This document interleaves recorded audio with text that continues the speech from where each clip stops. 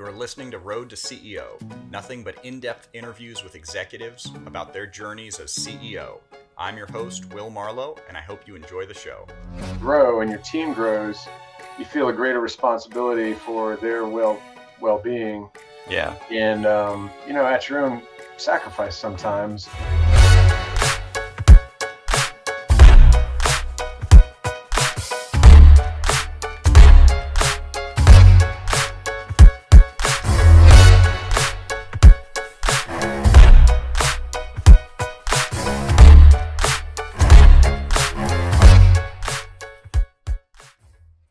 Welcome back to another episode of Road to CEO. I'm joined today with Bill Mallory, who is building a business in, Bill will tell us all about it. He's kind of based in Virginia Beach, and he's also but he runs a business that's based in Northern Virginia, does a lot of work in Northern Virginia. So we'll hear about how that works. He's got a ton of experience. It's going to be a great conversation. Bill, welcome to the show. Thank you, Will. It's good to be here. I appreciate it. I look forward to it. Yeah, well, so why don't we start by hearing a little bit about your business? What's the name of the business, and what do you guys do?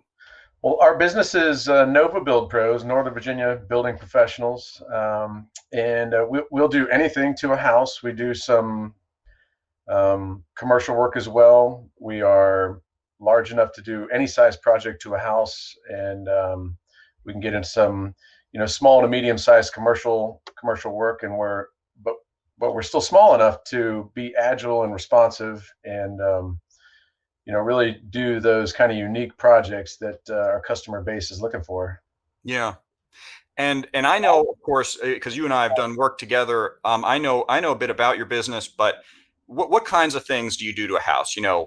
Decks, patios. So, what type of stuff are we talking about? Yeah. So when I joined the business with my partner Chris Poland, he had predominantly done work in fencing, and we wanted to expand on that a little bit, knowing my background in engineering and project management and his contacts up there. We had the opportunity to launch into residential construction and remodeling, and so we quickly began building decks, remodeling kitchens, bathrooms, a lot of roofing, siding projects, and patios, driveways, just about anything to a house. I'd say we do more interior remodeling and additions now that we started moving into home renovations and construction.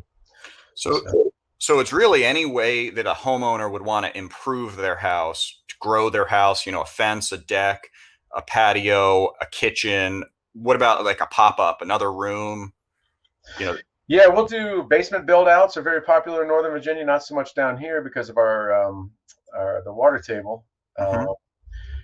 But there's a variety of reasons, and we'll help coach and advise and steer homeowners too, because they may want a huge renovation so that they can get return on their investment for a sale. And, we can give them advice about what to try, what not to try. And, if they want to stay in the house for a long time, but they think it may not be great to do a kitchen remodel for resale purposes because data has shown that they'll get 85% return on their investment or something similar to that.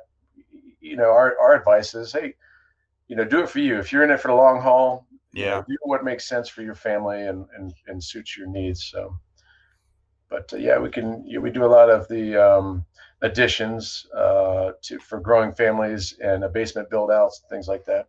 Okay. So, and how many people do you have working for you at this point?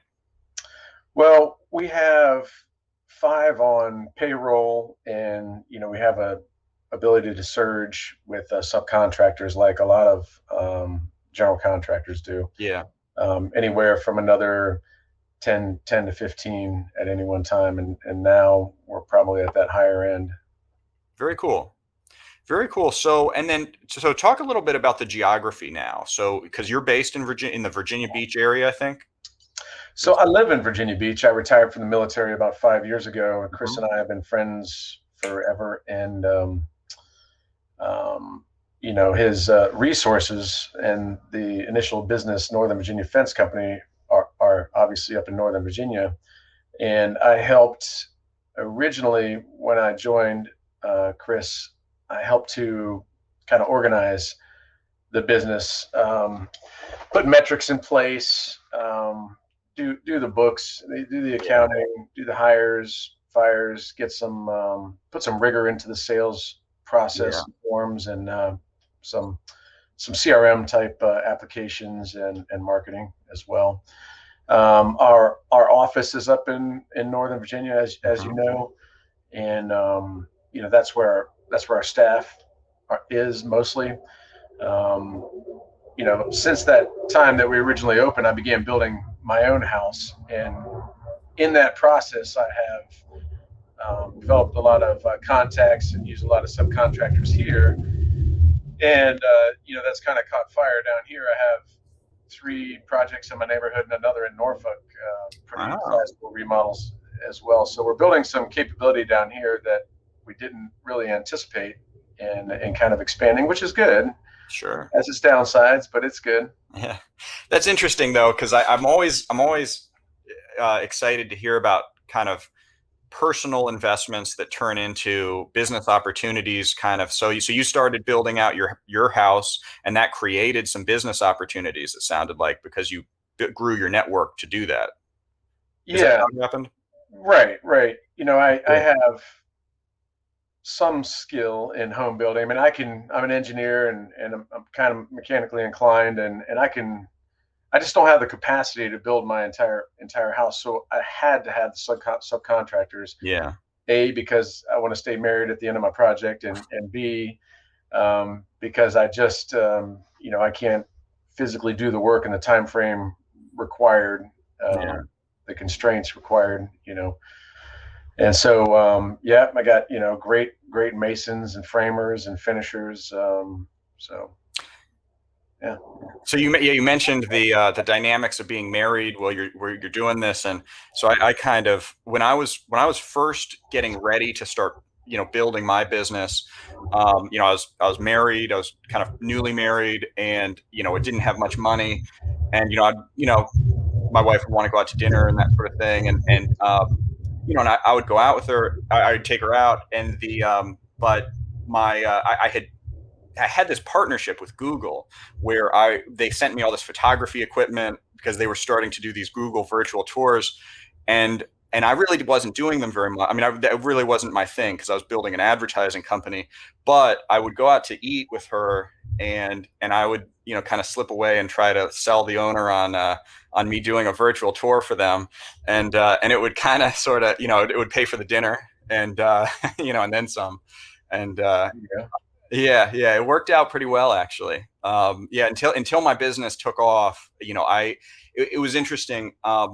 The virtual tours with Google provided a little bit of a safety net because I knew it would cost about $1,000 for somebody to create a virtual tour at the time, and so I knew that if I needed $1,000, I could go out there and find somebody that needed a virtual tour, um, and uh, and then I'd have a little bit of extra cash flow, and that provided for me anyway a bit of the secure feeling of, even though that's not a ton of money, it Yeah. made me feel like, okay, well, I'm at least going to be able to pay my rent. I'm at least going to be able to go get groceries or go to a nice restaurant.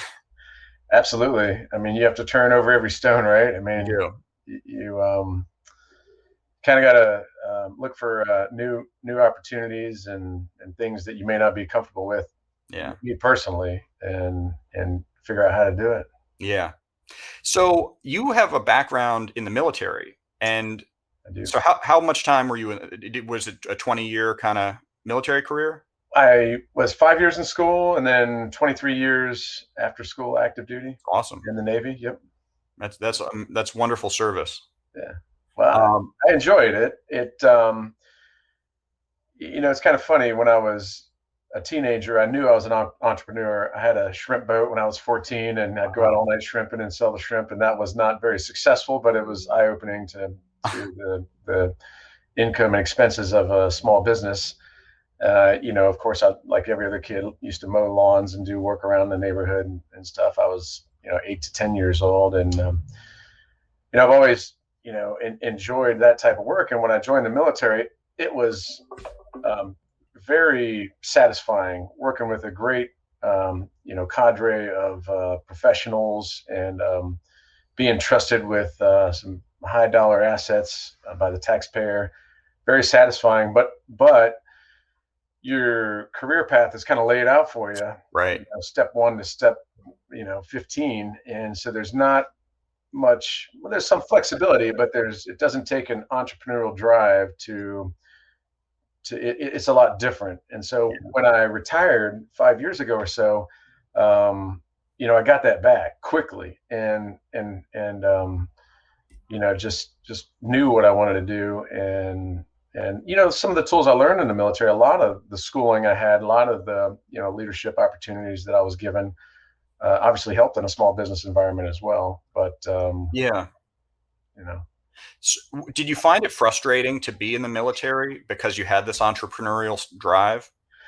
I didn't find it frustrating. There was enough work to keep me distracted, Yeah. for sure. 3, 4 deployments and workups, and having a Yeah. couple hundred folks in your trust, in your department or your command. There was plenty there. Yeah. It was just a little bit different. It wasn't that it was harder or easier. It was just it was different. And Yeah. no, I didn't really realize that I had um, lacked the opportunities that I had as a small business owner until I left the military. Okay. And then it was just like, it was eye opening, Yeah. the opportunities out there. It was eye-opening for me as well. I was not in the military, of course, but I went to work on Capitol Hill, which I grew up inside the Beltway. And after college, I got some opportunities to be in politics, and there were some exciting things about it. There were things that were really just invigorating, and I think, like you said, there's a lot there to sort of keep you occupied. But it was so eye opening to me when I left after about 4 years to be an entrepreneur, because when I as an entrepreneur, the best idea can win. The best method of doing things can win. Generally speaking, most entrepreneurs are not kind of married to the process that existed, because that's why they want to create their own business, because they want to start, Sure. they want to find the right process. And I remember it was this immense sense of freedom for me, to once I was out, and once I was out of government. Oh yeah. Yeah. Talk about the world's your oyster. You can do whatever you want. Yeah, And that's right. some of the decisions are going to be the right ones and some aren't. And it's funny because, um, ironically, politics, probably the thing that drove me away from the military. Really, Yeah. I started to get it. I was in a staff job at the time and passionate about what I did, like I am now. And it seemed like the politics were getting a little bit too involved for my liking, and Yeah. I wanted to make a change. How do you describe your role in Nova Build Code? Um, I started out as kind of the butcher, the baker, and the candlestick maker in the office, right? So I know that it's not productive for one person to try to do all aspects of the business, and I had to set everything up at first, get a framework for operations. And so, I coming from a military background, and my guys kind of laugh at me. We started with kind of strategic documents. What do we want to do? Where do we want to go? How do we want to grow? And then we moved all the way down to kind of operations, to down to the tactical level, where what is every employee when he comes in, what do they expect? What are they supposed to be doing? Mhm. So that we don't have redundancies in the office and inefficiencies. What is this salesperson supposed to be doing that this office person shouldn't do, and vice versa? And so after developing those sorts of framework, then is more operations. Then we have a daily, weekly drumbeat of meetings, and We develop systems on how to conduct a sale. Of course, we had our margins and profit calculators in there, and then the kind of the operations during the installations and after, and how we kept track of everything, down to the banking, which is more kind of my one of my main roles. And what is you know um, from profitability of jobs to um, assets and liabilities, because we collect deposits up front. We want to make sure that we hold on to those, put them in sort of an escrow account, so that we don't overextend ourselves. And then project management as well. Some of the more complicated jobs, I'll get involved in the project management, some of the pricing, some of the design and construction, in fabrication even, and Yeah. I've welded up some jobs, some steel structures required for certain jobs, some structural, some just design.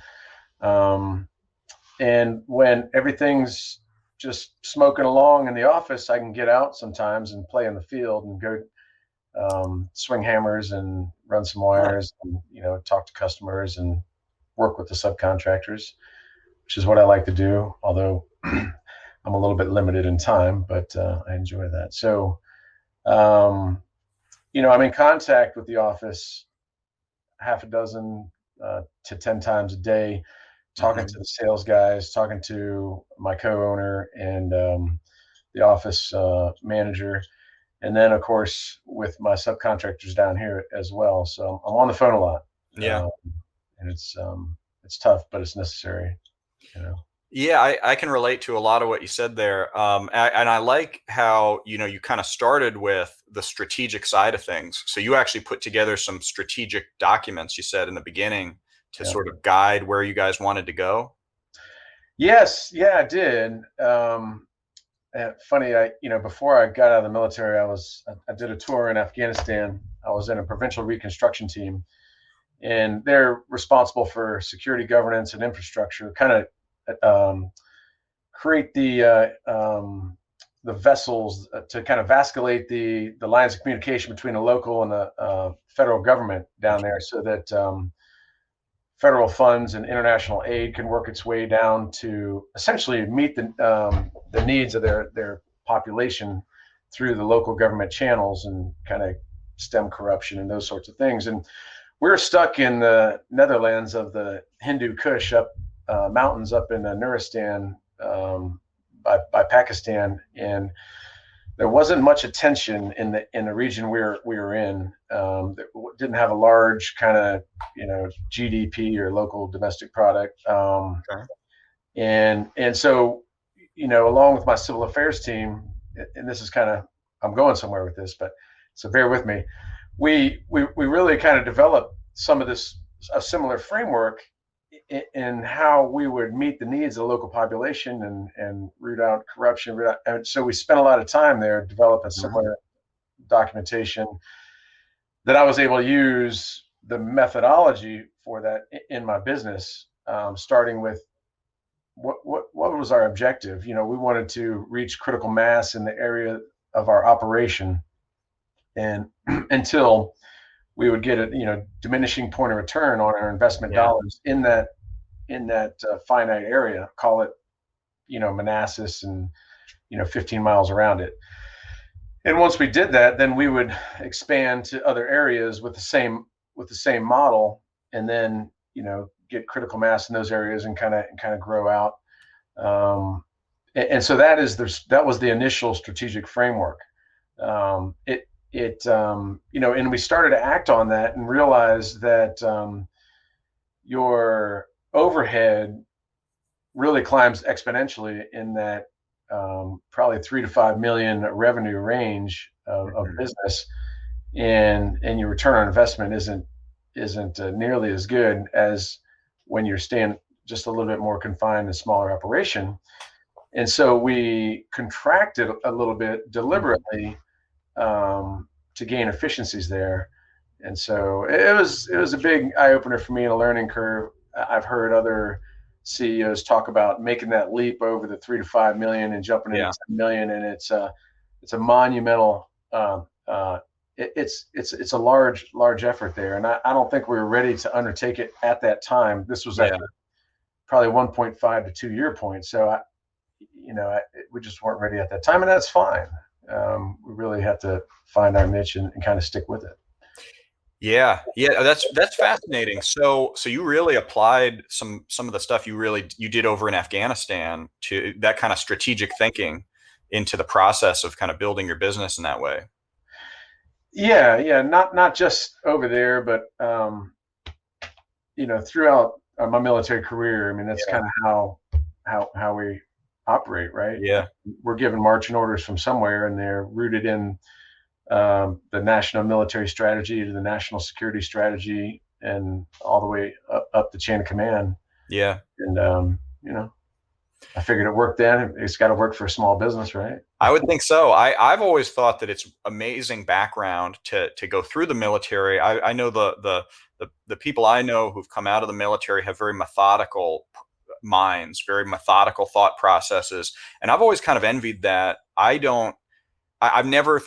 I'm a big believer in being aware of your own strengths, and for me, I have creativity. I have insight. There are certain strengths that I certainly have. I'm not just being modest, but my I methodical being methodical is not one of my strengths. Uh, And and so I've always envied that to a certain extent, that kind of methodical pursuit of a good plan, that sort of thing. And I don't know if you'd agree that being methodical is something you sort of develop in the military or not. Absolutely. Yeah. Yeah, absolutely. And planning of operations. I mean, Yeah. it is. There is this MDMP, military decision making process, right? So you have a big operation. You start with, well, how much time do you have to plan it? And if it's 3 days, then they say, well, you got to take this much time and do your prep and commander's intent. This much time and do your this and this, and they set it lay it Yeah. all out. So there's a lot of advantage to that, but there's also advantage to creativity and fluidity as Sure. well. As you obviously possess those attributes, and it's good. It's good to recognize. I mean, that's one of my weaknesses. I know it. So you try to pull from people like yourself and other guys on my team to bring that attribute into the fold. I couldn't agree more, and that's exactly what I did. Where as I'm hiring, that has been, I know that I need a chief operating officer. I knew that I needed that, and that was a huge step for me to have somebody in that role in my company, because there are just there's certain things where I'm a very strategic person, but I'm not an operating executive. I've not gotten an MBA. I've not, and I just, even if I did get an MBA, I doubt that would turn me into an operating executive. But I have picked up. I mean, there's certainly, I don't want to overstate it. I mean, I certainly have developed certain skills, but it's not the role I want to be in. I don't want to be, that's not the skill set that I really, I want somebody in that role who loves it and who really excels in it and enjoys it. That makes sense. Yeah. Yeah. So, so we've talked about kind of, your background, where you've come from. I want to hear more about this shrimp boat though. So that was your first kind of business experience. So yeah, when we were growing up, my dad, he had a military background as well. It's kind of the Forrest Gump family. Both grandparents, my older brother, my dad, um, all had some military background, and my dad wanted everybody to kind of cut their teeth in a small business. So we lived in Northern Virginia, and that's where I met Chris, my partner, business partner. And at the time, we were down in Nokesville, and my dad helped my brother start a firewood business. So he's out there cutting trees and chopping logs, and he had this old International truck that had about probably 20 degrees of play in the steering. When he retired and we moved down to Panama City, Florida, I was 13 or 14, and through probably the Jedi mind trick of your parents, right? I bought this. I was 14. I bought this old Pinto. I restored it, bought it for 75 bucks, restored it, he helped me do a couple things to the engine. We sold it for 750. And then I ended up buying this shrimp boat. And it was Cypress Hold shrimp boat, 19 feet long. It had a World War II Gray Marine Coast Guard engine in it, and it was inboard. So you had to take this compartment, take the top off, take the sides off to access the flywheel on the front, and then you put the crank in the flywheel, and you started it by hand. While Okay. you're manipulating the throttle and clutch, you start this thing up, and it was unique. It was kind of fun at times. It just for a 14-year-old, probably Yeah. not really what you want to do unless you throw a keg on it and go pick your friends up at the Right. ballpark and drive around on it, which I will not say happened in case my parents watch this, but it might have. Um, and then once a year, you got to take the boat out of the water and you got to keep it full of water so the boards swell and don't leak. And then if there's any rotten boards, you got to replace them quickly because you don't want the other ones to dry out. And then you have to pack the seams with cotton, caulk it, paint it, all while it's trying to leak. It's kind of a lot of work. Yeah, it was a lot of work. And this was down in Florida. Yeah, down in Panama City, Florida. Yeah. Yeah. That's where I went to high school and when my dad retired, where he retired to. Wow. But so then you'd go out on this, you'd throw your net in. How does that work with? Yeah, you got so on the back of the boat, there's about a 4x8 platform. Yeah. And you got this net that consists of these two doors that have chains on them and a line, and they meet about 30, 40 feet in front of the doors. And between the nets on the bottom, there's a chain. It's called the tickle chain. 6 inches behind that is the lead line. And the lead line is the start of the net. And then there's a cork line above it. And the lead line and cork line separate the net, and the doors are heavy and they keep the net along the bottom. Okay. And it scrapes you go shrimping in grassy areas, and the tickle chain hits the shrimp. They pop up, the net scoops them up, and they all go back into a funnel that's tied shut at the back. Well, once an hour, you troll this thing around it, and I'm misstating this for sure. 3 knots or something like that, 2 to 3 knots walking speed. Okay. And then you pull this thing up, and if you're a good shrimper, then you pour out this bounty of shrimp onto the deck. You cull through it, get the crabs, the small fish out. I had to get crab pots out, logs out, all this other junk because I wasn't a good shrimper. These guys have been doing it their whole lives. Right. So, and then you collect the shrimp, you wash them off, and sell them to your parents' friends.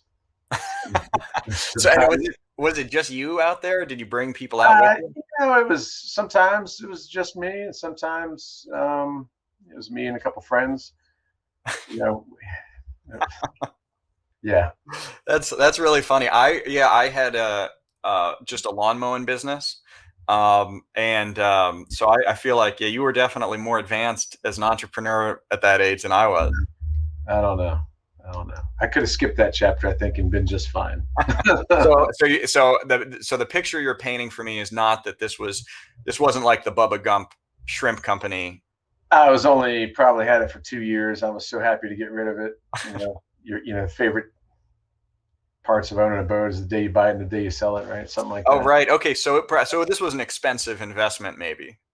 It wasn't. The boat was $1,000. I had $750 and had cash from mowing lawns and doing other things, odd jobs, and and I think I traded it for a '72 Thunderbird. Oh. And by the time I was done shrimping, I would trade it for just about anything. So I was happy to do that. I think I ended up selling that car later, but it was good. That's really cool. And I also think it's great that your dad encouraged you and your brothers to cut your teeth in small business. Yep.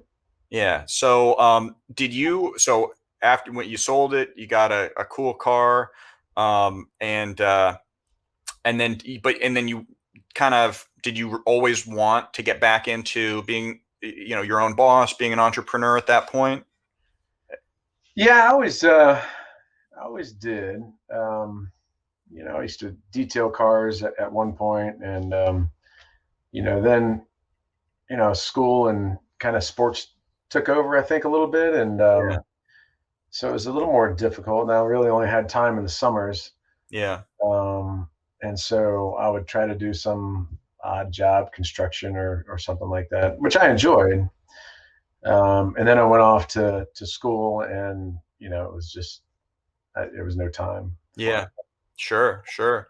So I want to talk a little bit about your evolution as a CEO. So, got a good idea of your background and kind of what you brought into being a CEO.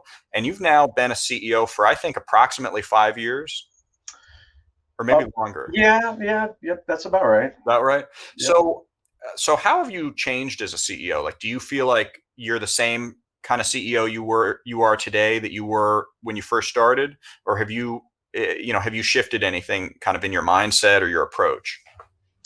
Well, it's I don't mean this condescendingly, but it's kind of like being a parent Yeah, in that the decisions you make before you're a parent are probably a little bit different than the decision you make after you're a parent. yeah, yeah, And so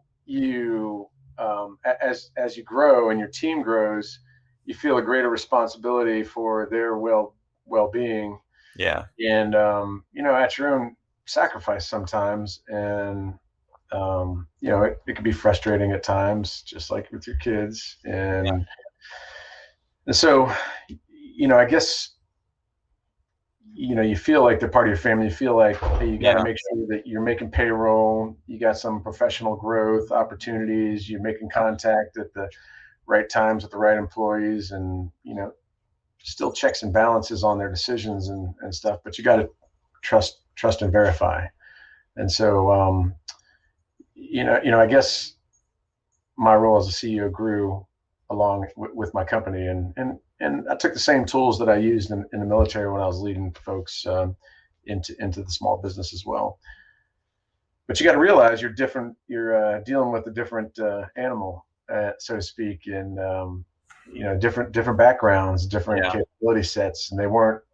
In the military, if you're working on jets, you go to basic training, and then you go to this A school where you learn how to turn wrenches on jets. Then you go out in the fleet, and then you learn. It's gradually yeah, you're kind of farmed to be this person that you are when you're an independent wrench turner on jets on top of an aircraft carrier. Sometimes we're plucking guys off the street and you say, hey, look, now you're a fill in the blank, and there's got to be some growth opportunity and some training and coaching and mentoring for that individual, and it's a little different from that aspect. yeah.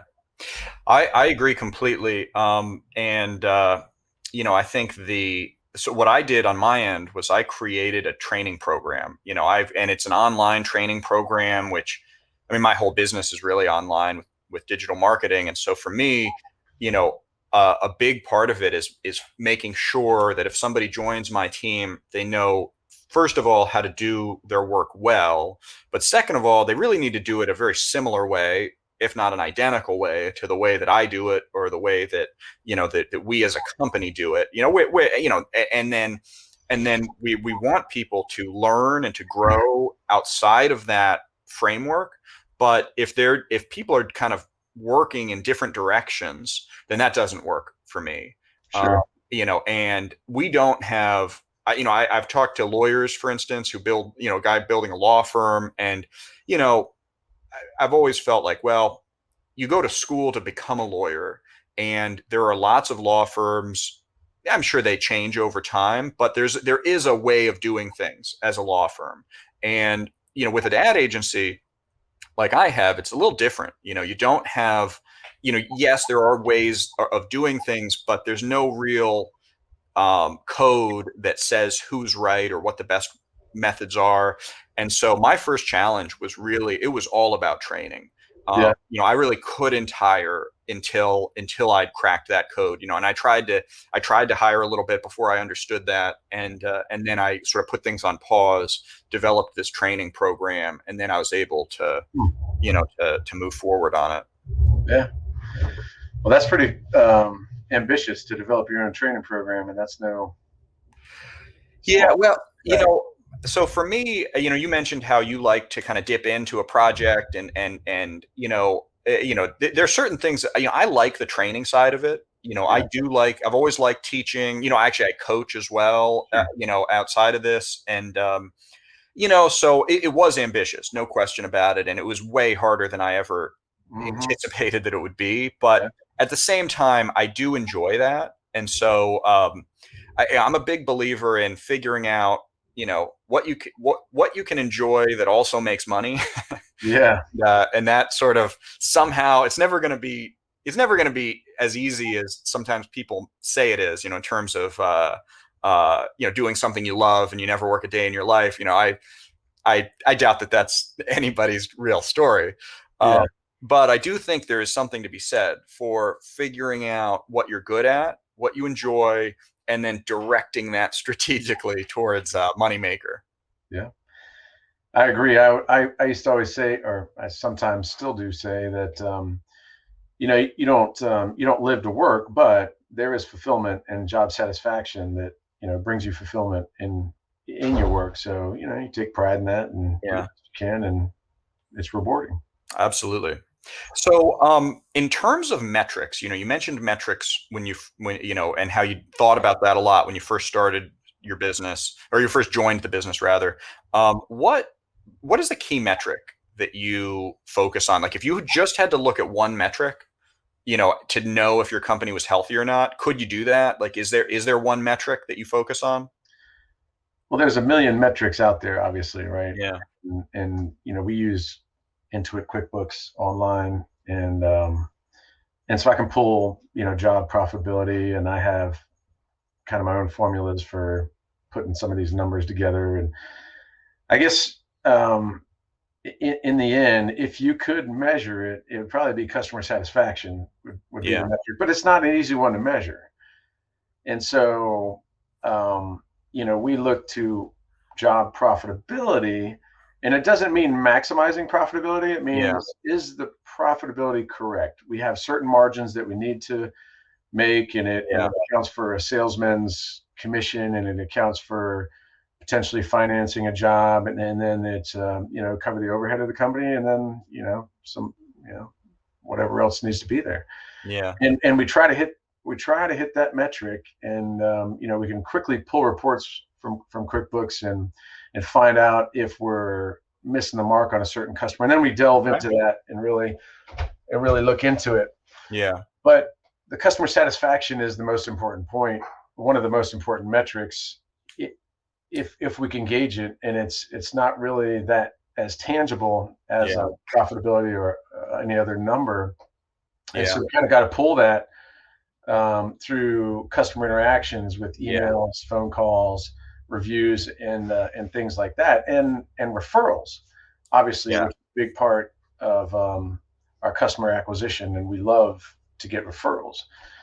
And so when you have a customer that isn't as satisfied, it could be one of several things on the customer's end. You're building a fence and they expect a piano. You're building a deck and they see a splinter, or you need to sit. Yeah.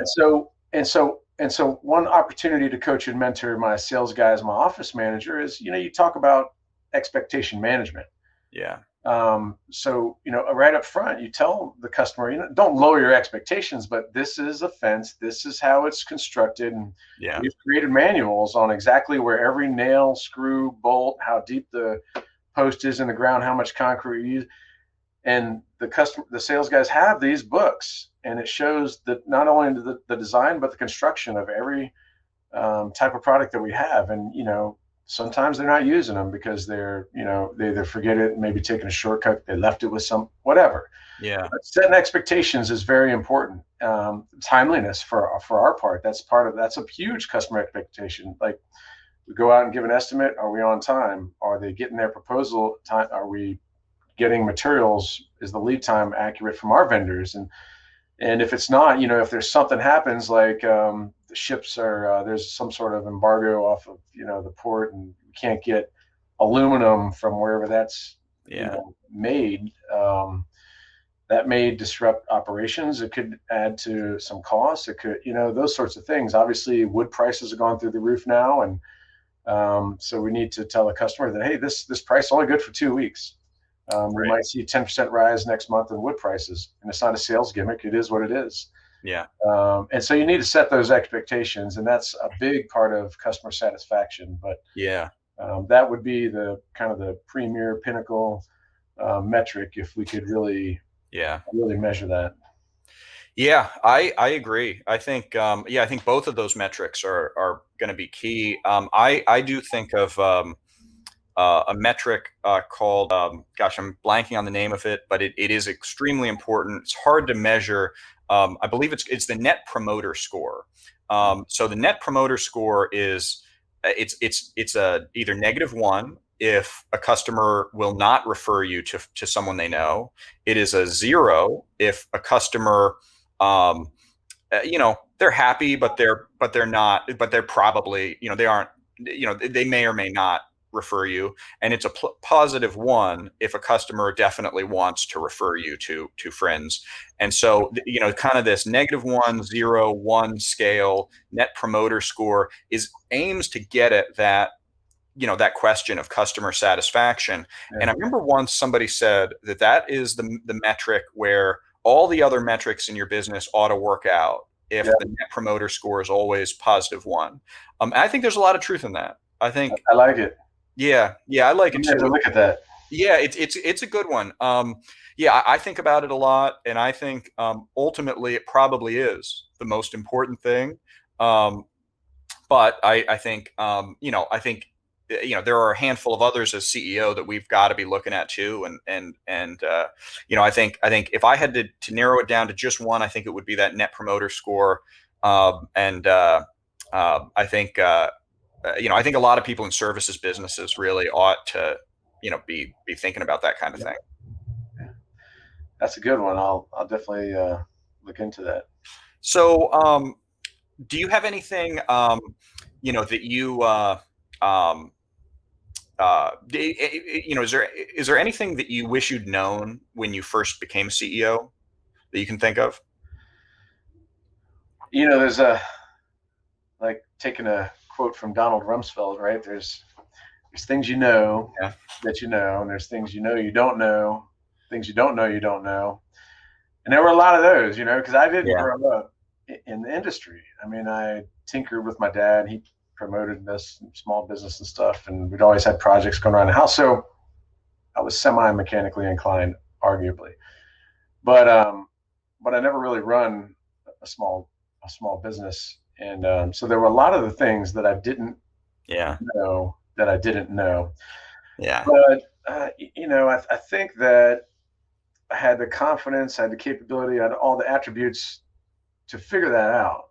Yeah. Um, with the training that I've had in the military, and the education that I got in the military, and the experience that I've gotten in the military. You know, I didn't realize, I guess, that it would be so hard to um, to manage some assets of the business, employees. It's never easy, Yeah. especially when you're not co-located. It's hard. It's great having a co-owner that is co-located, but I would love to be able to step into the office and do my work Yeah. with my coworkers there, and I don't have that luxury, and so um, I didn't expect that to be so difficult, and had I known how hard that it is, it might have changed um, the approach that I took getting into this business. Hmm. Maybe a little bit. Would you have maybe done it in a way where you were co-located? Is that what you mean? Well, I moved 13, 14 times in my military career, and so there wasn't a snowball's chance in hell that I was moving up to Northern Virginia, or moving anywhere Yeah. really, with all the traffic up there, and just leaving Yeah. the beach. I was done moving. So I don't know that it would, and the business certainly wouldn't be the same down here, because we had a lot of the contacts up there, because my business partner Chris is up there and has been in this kind of industry forever. But I don't know. We might have structured it a little bit differently, or um, it's hard to say. I hadn't really given that one much thought, so I can't give you a Yeah. great answer. That's all right. That's all right. So, um, had one other question. So, did you ever feel like giving up? Did you ever feel like, I mean, so you've been in this 5 years. I'm sure it's a grind sometimes. Did you ever have you kind of always been gung ho about sticking, continuing to grow, continuing to build the business? Well, yeah, I don't really think about failure much. I mean, say failure is not an option, right? Well, I Yeah, mean, yeah, you just don't. You don't think about it. You're not going to fail. right. Um, there are times I flew for the Navy, right? So there are times that I would like to be, sitting back, kicking up my feet in a 747, flying around the world instead of Right. underneath the crawl space running wires or on the computer in QuickBooks. Sure, Yeah. there are, but all in all, when I sit back and soak it all up, I'm not, I know, I think that we're in a good place. We're growing reasonably, so I don't want unconstrained growth.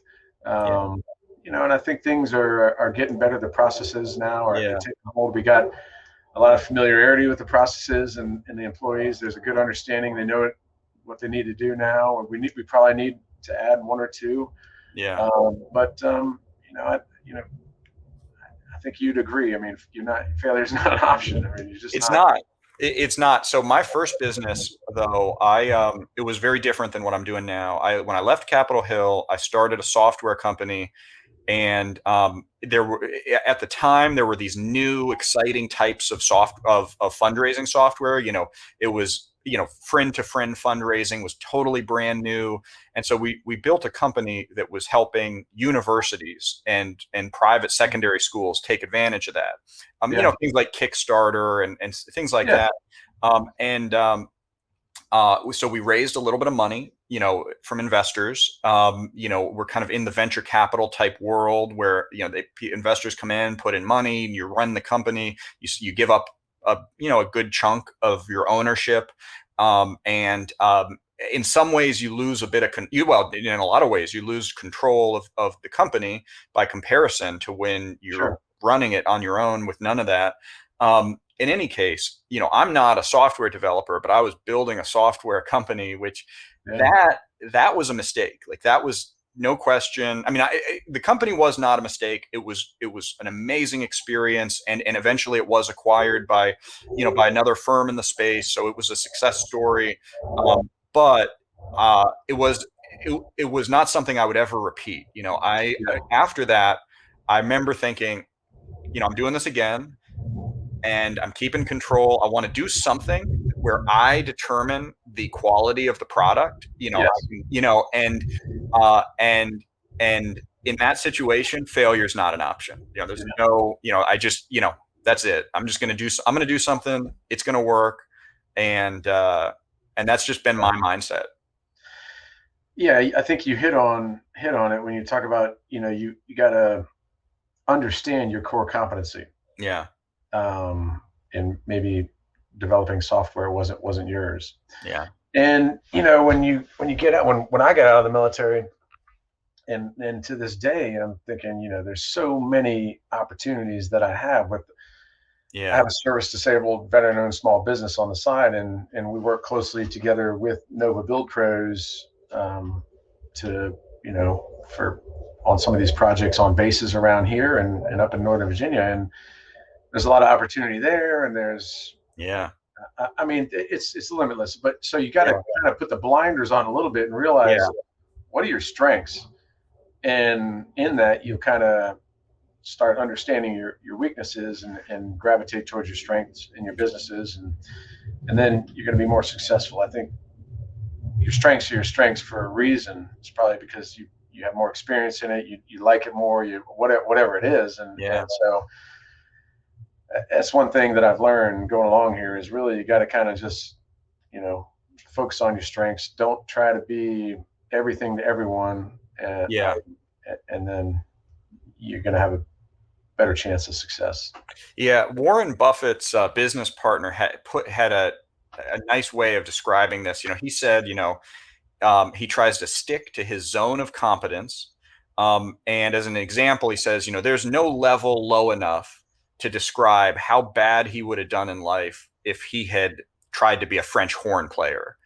He would have just been as low as they come in terms of accomplishment.